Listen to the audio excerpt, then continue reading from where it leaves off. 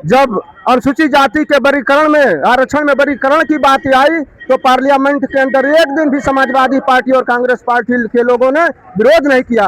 अगर कोई विरोध किया तो पूरे देश में बहुजन समाज पार्टी ने उस फैसले का जो है विरोध किया पूरे। जी हाँ, मैं समता की सपोर्टर हूँ, मैं रोशनी रिपोर्टर हूँ। नमस्कार, मैं हूँ आपके साथ रोशनी और आप देखना शुरू कर चुके हैं रोशनी की रिपोर्टिंग गांव से शहर तक। आज हम अपने प्रदेश की राजधानी लखनऊ में खड़े हैं और लखनऊ में आप देख रहे हैं कि बसपा कार्यालय पे खड़े हैं। बसपा कार्यालय पे आज एक मीटिंग बुलाई गई थी। बहन जी ने 31 मार्च को मीटिंग जो बुलाई थी उसमें मंडल और जोन और जिला वाइज जो आए थे पदाधिकारी, उन लोगों को कुछ दिशा निर्देश दिए गए। क्या कुछ दिशा निर्देश दिए गए, और कई लोगों से बातचीत किया हमने। लेकिन हमारे साथ मंडल प्रभारी सबसे परिचय जानेंगे, राम प्रसाद चौधरी जी हैं। पहले सर एक बार अपना पूरा परिचय बताएं, क्योंकि आप दोबारा से नवनिर्वाचित पदाधिकारी बनाए गए हैं। जी, मैं बहुजन समाज पार्टी आजमगढ़ मंडल का मंडल प्रभारी एडवोकेट राम प्रसाद चौधरी। मंडल प्रभारी फिर से बना दिए गए? जी जी जी जी। अच्छा सर, क्या कुछ हुआ अंदर, आप लोगों को क्या बताया गया, क्या जिम्मेदारियां मिली, क्या रणनीतियां बनाई गई 2027 को लेकर के? अंदर 2027 को सफल करने के लिए, हासिल करने के लिए बहुजन समाज पार्टी की सरकार और सुश्री बहन कुमारी मायावती जी को मुख्यमंत्री बनाने के लिए जो बहन जी ने दिशा निर्देश दिया है कि हमको जा करके बूथ, अपना सेक्टर और बूथ को मजबूत करना है।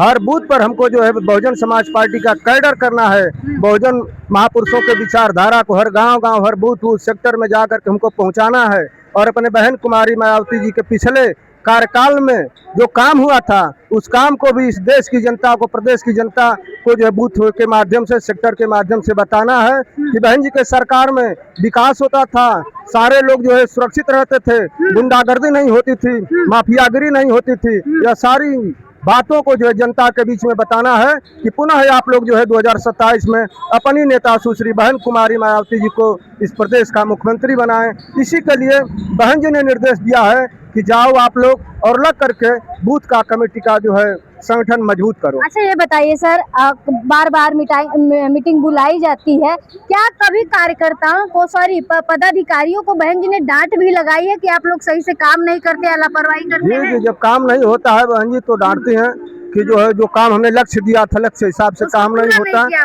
उसको पूरा नहीं किया, फिर कार्यकर्ता जो है हम पदाधिकारी मेहनत से लग करके उस काम को करने की कोशिश करते हैं और करते हैं। अच्छा, जब डांट पड़ती है बहन जी से तो क्या, कैसा मतलब आप लोग को फील होता है कि डर रहता है कि या सफाई देने जाते हैं आप लोग कि बहन जी ये है वो, जैसे किसी की जब डांट पड़ती तो इंसान सफाई देता है? नहीं, हम लोग की नेता हैं और नेता हम लोग की हैं, बहुत अनुभवी हैं और जो है उनको कार्य करने की बहुत बड़ी शैली है। उनके दिशा निर्देश पर हम कार्यकर्ता और डांट भी सुनते हैं तो कोई दिक्कत नहीं होती है। हम पुनः उसी ऊर्जा के साथ जो है सीख लेकर के हम कार्य को करते हैं। अच्छा, 9 अक्टूबर की रैली के बाद क्या लगता है कि 14 अप्रैल को पार्टी का जो स्थापना दिवस है उस पे कुछ बहन जी ने दिशा निर्देश दिया, मेला लगने वाला, महाकुंभ, महासंगम होने वाला है क्या बहुजनों का? ये जो है अम्बेडकर मेला, बाबा साहब डॉक्टर भीमराव अम्बेडकर सामाजिक परिवर्तन स्थल पर और मेला लगेगा। मेला में कोई भाषण नहीं होता है, कोई कैडर नहीं होता है, श्रद्धांजलि दी जाती है। मेला में जो है अपने महापुरुषों के चित्र बिकेंगे, किताबें बिकेंगी, झंडा बिकेगा, तमाम जो है बहन जी के कार्यकाल में जो योजनाएं लागू थी किताबें बिकेंगी। लोग मेला करने के लिए पूरे प्रदेश से 14 अक्टूबर को जो है 14 अप्रैल को बाबा भीमराव अम्बेडकर जी के सामाजिक परिवर्तन स्थल गोमती नगर में लोग इकट्ठा होंगे, पूरे प्रदेश से आकर के उस मेला को सफल लोग बनाएंगे। अच्छा, क्या कुछ कहा बहन जी ने कि वो खुद उपस्थित रहेंगी या केवल कार्यकर्ता, पदाधिकारी और जनता आएगी, समर्थक आएंगे? पूरे प्रदेश से बाबा साहब को मानने वाले लोग उस मेला में आएंगे और बहन कुमारी मायावती जी के बनाए हुए जो है अम्बेडकर पार्क को देखेंगे, घूमेंगे और समझेंगे अपने इतिहास को कि बहन कुमारी मायावती जी ने, बाबा साहब डॉक्टर भीमराव अम्बेडकर जी जो इस देश के दबे कुचले लोगों को मान सम्मान दिया, संविधान के बदौलत दिया, जो है उनकी जो है यह इतना बड़ा पार्क बहन जी ने बनवाया है। ये घूमेंगे लोग, देखेंगे लोग और अपने बाबा साहब को लोग नमन करेंगे। अच्छा सर, बात कर लेते हैं, अभी जो है 29 तारीख को अखिलेश यादव की रैली होती है और उन्होंने शंखनाद चुनावी बिगुल बजा दिया है, जहां से उनकी पार्टी कहीं ना कहीं कमजोर थी। तो बहुजन समाज पार्टी कब उतरेगी? लोग चाहते हैं कि उनके नेता उतरे मैदान में, लेकिन उतरते नहीं है, तो कार्यकर्ताओं को, समर्थकों को कैसे ऊर्जा मिलेगी? हमने तो जो है सोशल मीडिया पर देखा अखिलेश यादव जी पूर्व मुख्यमंत्री जी की जो रैली हुई थी 29 मार्च को, उतने तो हमारे मऊ जनपद में एक सम्मेलन हुआ था जिसमें माननीय प्रदेश अध्यक्ष जी विश्वनाथ पाल जी गए थे, उससे कम भीड़ नहीं थी। आप देख लीजिए सोशल मीडिया पर। लेकिन सर वो तो धम्म सम्मेलन था और वो पार्टी के लोग थे, चाहने वाले लोग थे, उनके प्रति दीवानगी थी अखिलेश यादव के प्रति कार्यकर्ताओं की। नहीं, दीवानगी आपने अभी 9 अक्टूबर को देखा, और जब बहन जी ने ऐलान करेगी 2027 के लिए रैली के लिए, तो देखेंगे उतना बड़ी जनसभा पूरे भारत में कभी समय नहीं कोई कर पाएगा जितनी जनसभा बड़ी बहुजन समाज पार्टी की और हमारे नेता की होगी। अच्छा चलिए सर, आखिरी सवाल, पीडीए की बात तो वो कर रहे हैं, जयंतियां वो मना रहे हैं, तो बहुजन समाज पार्टी से कौन जुड़ेगा और क्यों जुड़ेगा? हाँ, उनका पीडीए है कि 5 सांसद उनके परिवार के हैं। उनका पीडीए है जो है कि उसमें जो है दलित समाज को जो है उनकी सरकारों में पीटा जाता है, अल्पसंख्यक लोगों को। अरे सर जी, कहाँ वो पुरानी बातों में जा रहे हैं? नई सपा है, नई सोच है, नए नेता है। नई सोच रहती तो पूरे प्रदेश में एक भी यादव सांसद नहीं हुआ, उनके परिवार का सांसद हुआ। कौन सी नई जो है उनकी जो है पॉलिसी है?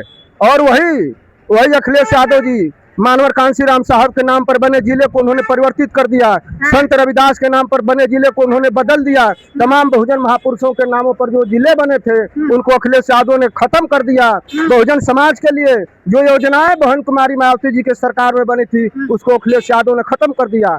अनुसूचित जाति जनजाति के लिए जो प्रमोशन में आरक्षण का बिल था, उन्हीं समाजवादी पार्टी के अखिलेश यादव जी के पिताजी ने सब पार्लियामेंट के अंदर फड़वा दिया था। कहाँ वो दलितों की बात? पुरानी बात हो गई वो सब, ऐसा लोग भी कहते हैं। नया कहाँ काम हुआ है? अभी देख लीजिए। अरे मौका मिलेगा तो नया करेंगे ना। नहीं करेंगे, कोई सवाल नहीं कि कर सकते हैं, कोई सवाल नहीं कर सकते। आज भी देखिए, जुर्म जाति अगर दलितों के ऊपर पूरे प्रदेश में कहीं होती है तो यादव समाज के लोग करते हैं। बाबा साहब की मूर्तियां आप आजमगढ़ में देख लीजिए, कई जगह बाबा साहब की मूर्तियों को नई सपा इसी का तो नतीजा। मानव साहब की जयंती कितने बड़े मन से मनाई जा रही, सम्राट अशोक की जयंती मना रहे हैं। नई सपा को हम लोगों ने देखा कि 37 सांसद संविधान बचाने के नाम पर अखिलेश यादव जी थे, और पार्लियामेंट के अंदर जब अनुसूचित जाति के वर्गीकरण में आरक्षण में वर्गीकरण की बात आई तो पार्लियामेंट के अंदर एक दिन भी समाजवादी पार्टी और कांग्रेस पार्टी के लोगों ने विरोध नहीं किया।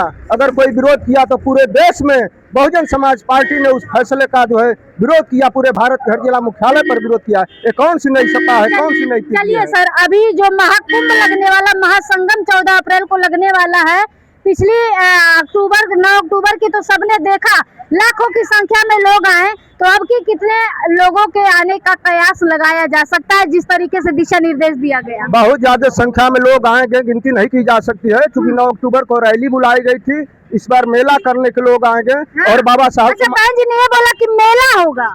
ये जो है बाबा साहब को मानने वाले पूरे भारत के नहीं विश्व में लोग मानने वाले हैं, और भारत का कोई ऐसा गांव नहीं होगा जहां बाबा साहब की जयंती न मनाई जाती है।